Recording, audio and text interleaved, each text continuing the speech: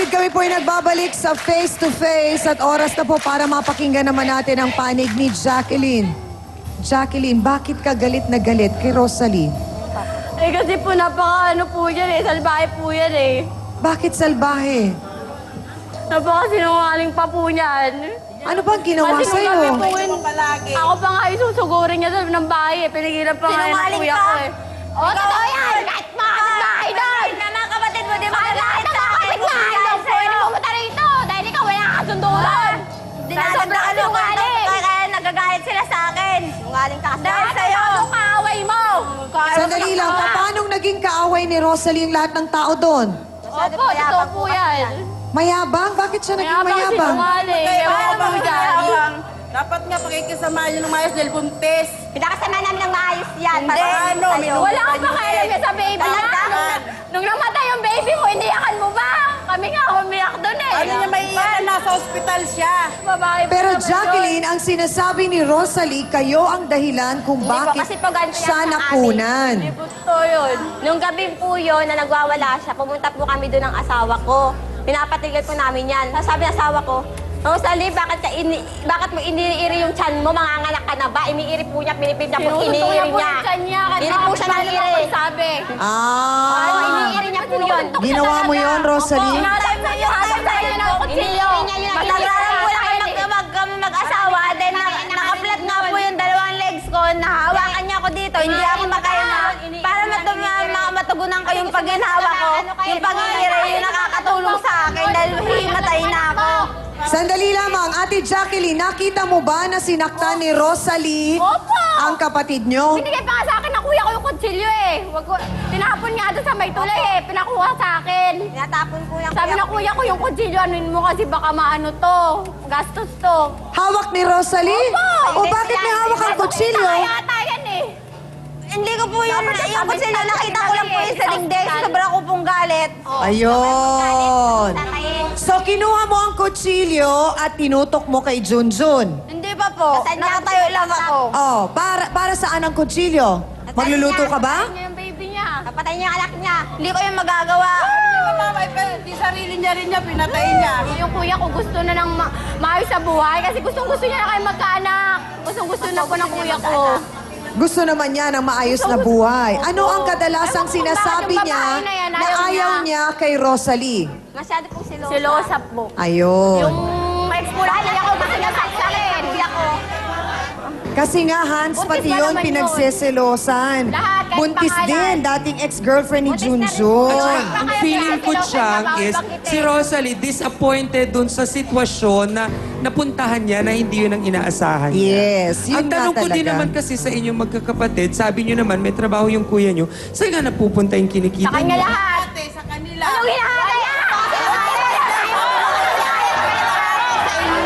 Kasi may pinutusan niya dahil ang kapatid niya. Sandali lang. Walang Sandali lang. Kayo ay may mga asawa naman, hindi ba? May trabaho pa yung May mga asawa ko. trabahong asawa ninyo. May yung kuya ko eh. Pag walang pera. Ito na, binubuhay yung anak ko. Eto?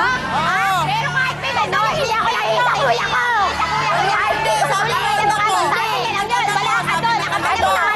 Aling Mildred, sandali lang. Paano po ninyo nalaman na binibigay ni Junjun doon? Eh, wala naman ho kayo, nasa Minsan, trabaho. Nagsumbong siya sa akin isang beses, sabi niya, sabi ko, paano mo hindi nabibili ang vitamins ng anak mo samantalang may sahod ang asawa mo? Yung kalahati, doon sa kapatid niya.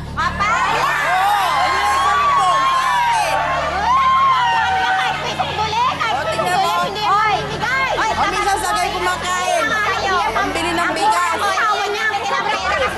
Ang sumusuporta dito yung kapatid ko pong isa may trabaho. Kanya yung kuripot na Ilocano. Diyos ko po.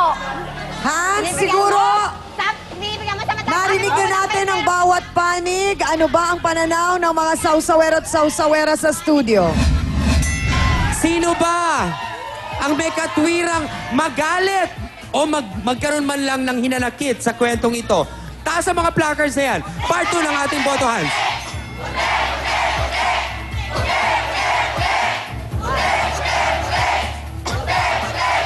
Abat siyang ako'y nagulat dahil all of a sudden, biglang nakumbinsi ang mga sausawero at sausawera na oo nga parang si Rosalie ang dapat naghihinanakit sa magkakapatid ngang ito.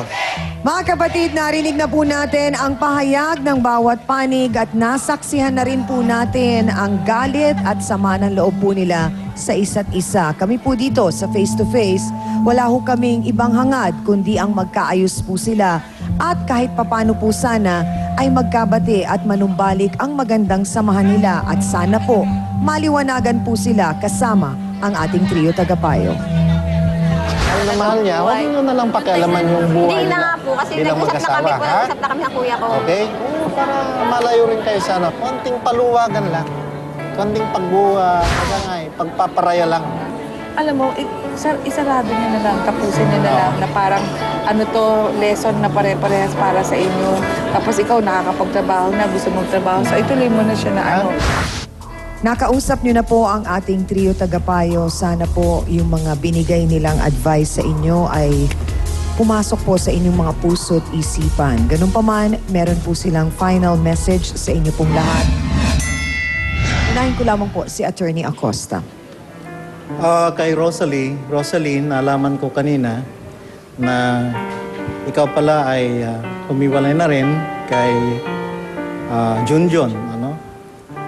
Kung yan ang tatahakin mo, kalayaan mo yan sapagkat unang-una, hindi ka kasal kay Junjun. Kaya't gawin mo ang nararapat para sa'yo. Sa kalagayan naman nitong nina Jennifer at ang iyong kapatid, yung sobrang pakikialam, ano? Ay dapat hindi na mangyari yon. Pabayaan nyo ang inyong kapatid na manindigan at magkaroon ng sariling paghubog ng kanyang hinaharap. Bigyan nyo siya ng gayong kalayaan.